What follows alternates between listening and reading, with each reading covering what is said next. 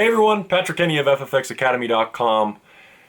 How long should you be in a trade? If you ever asked yourself that question, today I have the answer.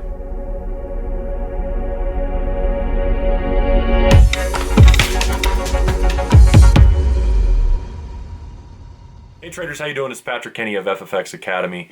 What I wanted to talk about today was a question that commonly comes up with beginner traders, and that's how long should I actually be in a trade? And this is a question that can trap your psyche, it can trap your thought process. And the answer is very simple. It's going to depend. You got to understand one thing. As we've talked about in previous episodes, everybody has a different style of trading. No one person will trade like the next. Some people are going to be in and out 25 times a day, and another person will be in and out 25 times every 3 years. Different people have different styles, and that's completely okay because everybody's going to have different levels of success, different strategies to fit and sculpt what they want. Now, as far as how long you should be in a trade, there is some tips that I can share with you today to help you. One of the things that I constantly do inside of the advanced course with the extension dip training is we talk about getting risk-free. And there's a certain level that we always do that at, and that's actually at the 50% Fibonacci level for those of you guys that are a little more advanced. But that's what we always do, is we try to get risk-free first of all. When we set out goals, a lot of people think that the goal should be make money, make money, make money. For me, it's always get risk-free. The moment I get risk-free, guess what? My emotions are completely gone. Life is good again. I don't have to worry about that trade. I'm now risk-free. My stop loss level is at my entry level, meaning I don't ever have a chance of losing money.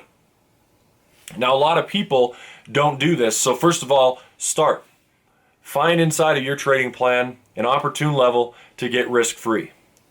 Now, obviously, how long you're in a trade is going to vary. Some markets are very volatile and sometimes are not. It depends on the time of the year. It depends on what's going on fundamentally. It depends on how the economy is doing. It depends on what the President of the United States is saying. A lot of these things are important factors. Now, one of the things that I want to talk about is when you're in for how long, what kind of quality are you producing? Are you just in trades a long time, holding unwanted drawdown? Some of you guys may not even be using stop losses yet. First of all, start doing that. But I see a lot of people that hold on trades. They might enter. They might be in drawdown a couple hundred points. They might be in drawdown a couple thousand points, and the moment they get up a few bucks, they exit the trade. They hold the trade through the misery to right when it gets to glory, they immediately exit. This is an issue for a lot of traders. It's all in here. So one of the things that you have to think about is how long I'm in, but how much quality am I producing? Okay, so think about this next time you're in a trade. Of course, if you're risking 2%, you're using a stop loss, it's okay to ride and draw down. That's okay. That's perfectly fine. That's the market. Nobody can pick peaks and valleys 100% of the time. But what you have to ask yourself is, when I'm actually riding out these trades for potentially months or even years, is it producing results? If it's producing results, obviously you don't need to change a thing.